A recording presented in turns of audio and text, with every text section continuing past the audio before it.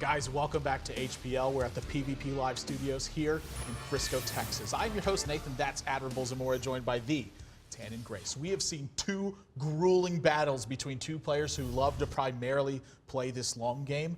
Who is going to blink first in this one, or are they going to continue to build greedier and greedier decks? And speaking of long game, we were actually just told that was the longest game in HPL history at 19 minutes. And you know what? We gotta believe this match is gonna keep going long and longer as it goes. Yeah, we're gonna have to see exactly how they've changed it up. They've had time to do it in between games, but Game 3 is getting underway right now. ErA versus Neirea. You gotta believe any deck's on the table here after these. It looks like ErA's gonna play an interesting. That's a Mind Blast in Neirea's hand. Is that a Mind Blast and a Gnomish Inventor? Yeah, this, I've seen builds of this floating around. I've seen him play similar stuff to this before.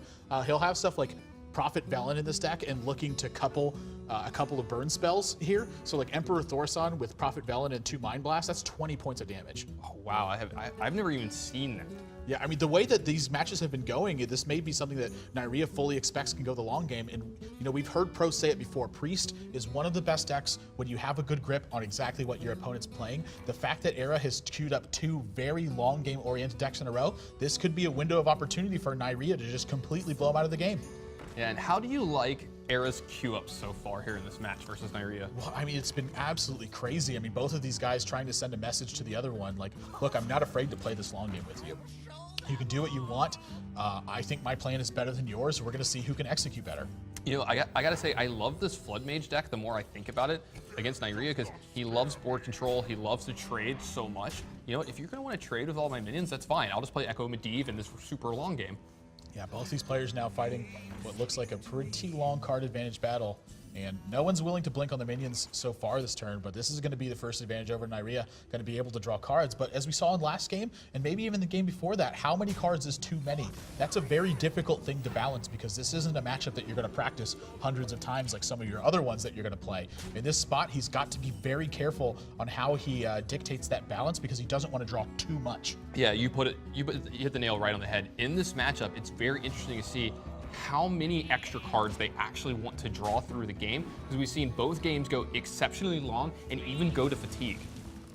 Yeah, so Holy Smite in this deck, even, cards like this will be found in this deck too. It wants to be able to weather the early storm that aggressive decks will throw at it. And in a spot here, I mean, the fact that Neirea wants to Holy Smite here and not pick up extra cards, he feels pretty comfortable with his hand, I'd have to say. Yeah, and I think it's a nod to what we were just talking about. He might not want to draw too many extra cards. It's a weird concept to actually wrap your head around, but as you said, he probably knows this might be Flood Mage again, and he knows this game's going to go super, super long. Yeah, and Duplicate, such a good pickup, especially when Emperor Thorson follows that in a situation. Emperor Thorson now becomes a very peculiar minion to kill, because can you give your opponent 2 Emperor Thorsons after they just played one? It's going to be a weird spot, because at some point in time they start to have diminishing returns, but it's such a weird thing to think of, like, giving him 2 Emperor Thorsons. Is this okay? It does not feel okay. It does not feel okay, yeah. But at the same time, not killing it does not feel okay. That's what I'm saying. It's like it's such a weird spot to be in. I need to kill it. Do I let it live around for a turn? Do I let him get 2 of them? He's not going to play another minion. I've seen Duplicate out of him. I know this is probably a Duplicate. Yeah, I mean, this spot is now becoming very, very dangerous for Neirea. 2 Emperor Thorsons now in ErA's hand, so it's going to be a matter of whether or not he can race against this damage and put him into a lethal spot, or if 2 Emperor Thorsons is just going to be too much mana curve for ErA to be able to pump it out. Look, this first one got 6 mana, this one's getting 8 mana. I mean, this is going to be very, very hard for Neirea to overcome over the span of the rest of this game. ErA's going to be able to do anything he wants with impunity in these turns. All of his cards are going to be so cheap, and yeah, he's going to pick off the second Emperor here, and he's still got to deal with the 3rd one eventually. Yeah. He's already slowed down on the life total as well. Maybe he doesn't want to put his opponent into a Molten Giant range very early on and you have the game completely slip away from there. But I have to say, after 2 Emperor Thorson activations, I feel like this game's already slipping away. Yeah, I mean, just look at the effectiveness of ErA's hand. Everything is so cheap. He's got 1 mana Frost Novas, 2 mana Echo of Medivhs, which are going to add even more value to his hand. He's going to have so much value going forward. I don't know if Neirea can keep up with this. Yeah, I mean, I agree with you. It's just, the fact that he's getting such a big curve moving forward and he's able to effectively bend his mana any way that he wants to. Really, the big story is whether or not he's going to have enough stuff to actually do with his mana. And with 2 Echo Medivhs, I have to believe he's going to be able to. Yeah, these Echo Medivhs are going to do a lot of work here over the span of this game. He's going to get to a point where he's going to draw, 2 to 3 to 4 cards off of it, off minions that are in play. He's going to get some Molten Giants in play, going to get an anti-Killbot in play, going to get a Sludge Belcher in play, and draw a lot of extra cards and put those, copies of them back into his hand with this Echo of Medivh. But it doesn't actually draw cards from his deck, so it doesn't get him into that fatigue that we keep talking about. Creating extra cards is such an important mechanism here. Something else that's actually kind of important is this Light Bomb that Neirea's drawn. If ErA finds himself in a spot where he goes a little too all in with Echo Medivhs and Molten Giants, he could potentially lose all that pressure because of that Light Bomb in his hand. So it is something that he's going to have to think about moving forward, and if he fails to think about it, it could spell a lot of trouble for him. Yeah, and there's a chance you might see him Echo Medivh this turn just for an Emperor and a Sludge Belcher. You never know. He might even anti-Killbot, get the 8 life, get that in his hand as well if he wants to get that kind of value from it. And I think you're going to see that this turn. If he's going to Echo Medivh, I mean, he's going to play the anti-Killbot as well. No reason not to get extra cards if you plan on playing it. So I'm just going to continue to be patient and wait. Free. Yeah, I mean, in my mind, he wants more Molten Giants. It's actually second Light Bomb comes in here. That might not be something that ErA expects at all. So the fact that Neirea can maybe bait ErA in a situation where he plays the first Light Bomb and then gets the second one off, this could be like a devastating situation for him. Yeah, it looked like he was actually thinking about playing the Light Bomb here. But yeah, I like he's using Shadow Word Death here. Get this Emperor out of the way. But you know what? It's another duplicate. We're going to see 2 more. Yeah, I mean, when you play 5 Emperor Thorisons in a game, that's a difficult one to Oh yeah, ErA just added Emperor number 4 and Emperor number 5 to his hand. A little bit much. Not a lot of pressure going forward, but this isn't a game of pressure. This is a major card advantage battle if these guys are going to have to fight. So, whoever's able to kill more minions, you're probably going to be the one who has a big advantage in that regard. And so far, ErA looking great for him, and he's got a little bit of pressure out. He's got a backup Emperor Thorison in his hand. Backups for backups for backups. I mean, look how many free spells he has in his hand here, and this Molten Giant only costs 5 when he's at 20. This cannot be comfortable for Neirea. He's been fighting so hard to try to keep everything under control, but just hasn't had the right cards to do it with. Finally gets his own Emperor Thorison. But he just needs the extra mana at this point. He's got to find a way to keep up and make sure that he doesn't just get blasted out of the game. Yeah, he has to play Emperor Thorison here just for as a mana efficiency play. He needs to be able to make his hand cheaper. He has so many cards in his hand, but he doesn't have a whole lot of time to play, a ton of cards in one turn, and that's what he needs to do to get back in this game. He has to start flooding ErA and get ahead in some way and then stay ahead. Yeah, well, this is about to be some Echo Medivhs here. Oh yeah, we're going to see a Molten Giant. We're going to see an anti-Killbot. We're going to see, it's possible, I was about to say, is this all he's going to do? He might not Sludge Belcher or anti-Killbot. I thought there was a chance we're going to see, the full Monty Echo of Medivh here. Well, the other thing, too, is he has to keep his hand under control. So, right. Having too many minions out is actually a liability with this Echo Medivh, because the last thing he wants to be doing in this long card advantage battle is burning cards. Right, that's a good point. It's going to be, I was going to say, he just picked up extra Sludge Belchers, another Emperor. I mean... this deck from ErA is just looks great in this matchup. I could not tell you who has an advantage right now. To me, it feels like it's ErA, but Neirea not under a ton of pressure in this spot. He's got Light Bomb to clear out what's going here. There's a potential for him to still be in this game very easily. So, Nathan, when was the last time you saw 3 Emperors in play at once? It's been a long time, and one is still in the hand. I don't think I've ever seen it. And I actually like this trade-off from ErA here, just trading off Emperor. I guess I'll trade off one of my Emperor Thorisons. I'll trade off Emperor Thorison number 4 for your first one, and only one. God, ErA, this deck is so cool. I just can't wait to play this later. Yeah, something else that ErA had a potential to do here was actually burn cards from Neirea by putting pressure onto the Acolyte of Pain. And I'm just kind of curious that he chose not to do that in this situation, instead focusing on making sure that he's clearing out what he has as high priority minions versus trying to burn Neirea out of options. I mean, something else he could be thinking about is, what kind of burst does Neirea have in his deck that he can use to fight against in a situation like this. So, you think he's worried about Mind Blast? I don't think he's worried about Mind Blast. That's a pretty hard one to read in this position so far. But he has seen stuff like Gnomish Inventory. He has seen Loot Hoarders, so he's got to know that something's up. Yeah, this isn't your traditional priest build. This isn't the priest build that ErA himself used to, a lot of success here earlier in HPL. I think it was against Jab. He really gave Jab a hard time with his priest deck. He's got to be wondering, exactly what you said. What is up and going on here? This Harrison Jones going to be a decent threat, but he's not going to get any value off of it this game. Yeah, and Neirea, you can tell he's having trouble. He wants to play this Acolyte of Pain, but at the same time, there is a threat of drawing too many cards. So this might just be a dead card in his hand. He just played 2 Gnomish Adventures, picked up some draws up in the Acolyte. He's got a Loot Hoarder through already. He's already used some Power Word Shields. His deck is much lower than ErA's is at this point, and if he can't couple the pressure with this, which right now it's not looking like he can do, he's just continuing to wait as long as he can. If something important gets burned, that's the disaster scenario for him, so he actually can't even afford to play Acolyte of Pain. Yeah, I have to believe that if he plays Acolyte of Pain here, ErA just immediately pings it with his hero power, just to start getting through Neirea's deck and get him to fatigue sooner and start to burn cards. You just nailed it right on the head there. Yeah, so 5th Emperor Thaurissan getting to play this game. This is just getting out of hand. So it looks like he wants to go Wild Pyromancer and then a Holy Nova is what it's looking like to me, but maybe he just wants to play Wild Pyromancer just to get something on board, act as a threat. Nope, he's going to start clearing. Yeah, he's got to eventually start making headway on this board. He's eventually going to have to start trying to slug through everything. I just don't know if he's going to have enough resources, enough time to do all of it. Yeah, thinking about really what he wants to heal to. He wants to protect this Gnomish Inventor for as long as he possibly can. So sacrificing his Wild Pyromancer, it's done its job as far as he's concerned.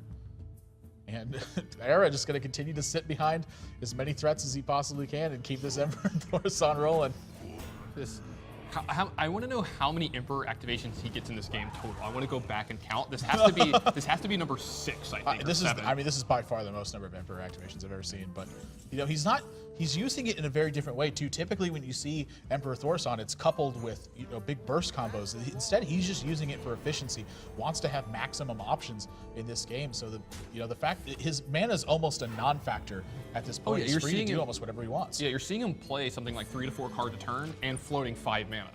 He's just getting to do whatever he wants with Impunity. All of his cards are so cheap. Ooh, Alex Draza, not a terrible one. This might be a spot where he starts to push for a little bit of damage here. Yeah, he can Alex Draza and Neirea push for damage. He can even Echo if he wants to get an extra copy of these cards' name, but that would start to fill his hand up quite a bit. He's already used an Echo as well too, so it's actually, I think, pretty important that he saves it to make sure that he gets more Molten Giants out of a situation like this.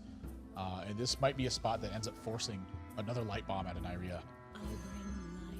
Yeah, Neirea is going to have to Light Bomb here. He's going to go down pretty low here, though. He's going to go down to 7, unless it looks like ErA is actually going to kill this Northshire Cleric. Yeah, not going to push for damage. Instead, wants to deny as much away from Neirea as he can. You know, I love the fact that he's killing these minions instead. The Emperor is going to go for the Dome, though. No efficient trade here except for on the Northshire Cleric.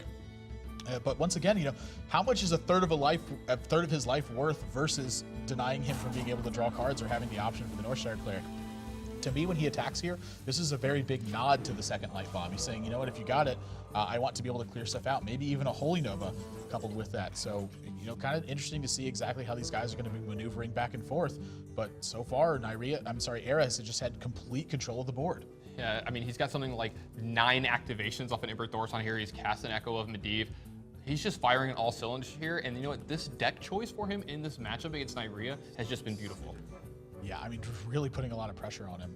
And, you know, the Sludge Belcher is going to make sure that both of these threats are protected. So how does he actually move forward in this turn? This might be another spot where we see Hawkeye Soul Priest, but now this is going to shut off the healing potential that Neirea has. So he's just going to circle a healing.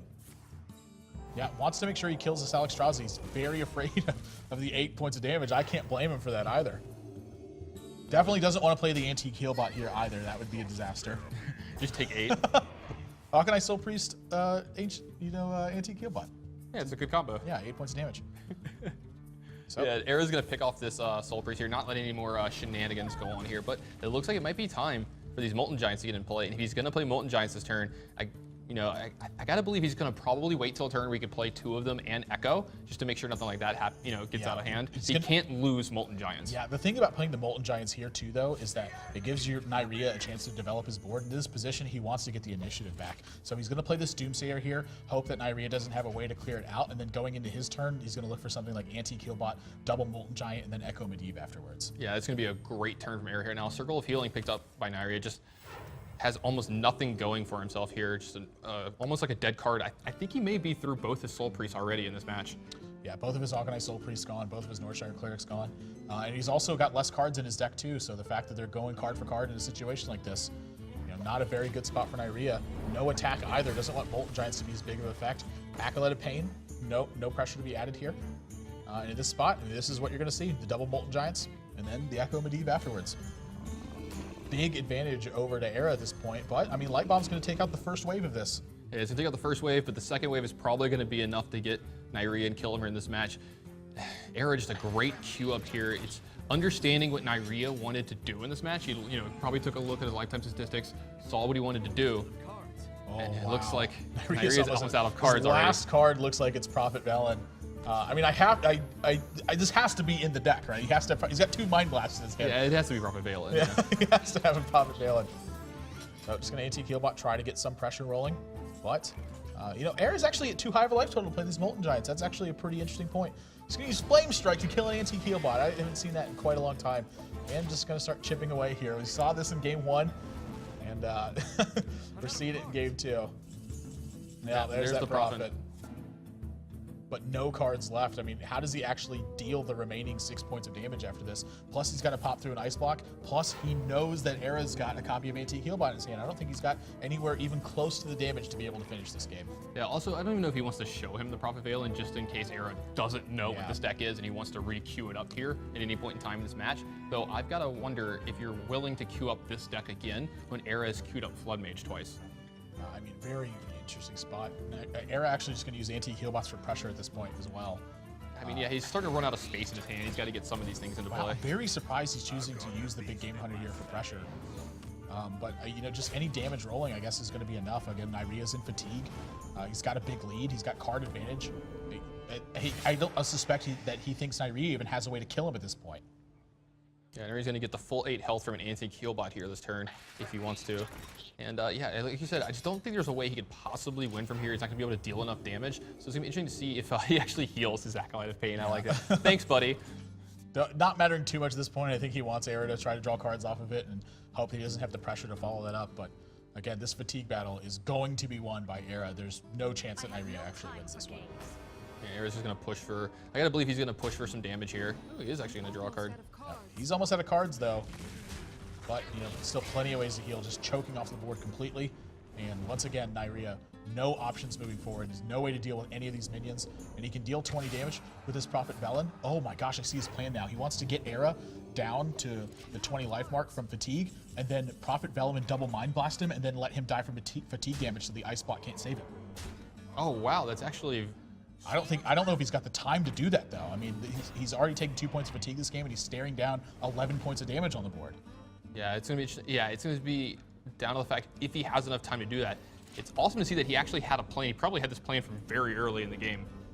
Yeah, I mean, I mean, what else can he do? Yeah, that's gonna do it. ErA's gonna take once again a very slow game number 3. Man, this deck is just looking like so strong versus someone who's going to play control strategies. It's just got all of the tools available to make sure that you can deal with anything that your opponent throws at you. And then the Echo of Medivh, the fact that it creates extra cards instead of actually drawing them from your deck, making such a massive difference in this game. Yeah, you have to believe that Neirea is going to have to go back to the drawing board here and make a massive change in what he's going to do in this matchup, because what he's doing is not working against what ErA is bringing to the table. He's brought this Flood Mage deck twice, and it's been great against what Neirea is trying to do. Yeah, I don't know what he's going to have to do to win this game. And, you know, again, I would have to say it's going to be something a little bit more recklessly aggressive on the damage end of things. Guys, you can head over to pvplive.net and check out the full breakdown from this game and see turn by turn how these players are playing. All 30 of them. 2 of the longest games that we've seen in HPL so far. You can stats breakdowns, everything, how they play these strategies. It's all available there, guys. Get out there on Twitter, use that hashtag HPL. Let us know how crazy you think these games are and what you want to see them do in game number 4. When we come back, ErA's on match point and Neirea needs 2 straight. You're watching Hearthstone on PvP Live.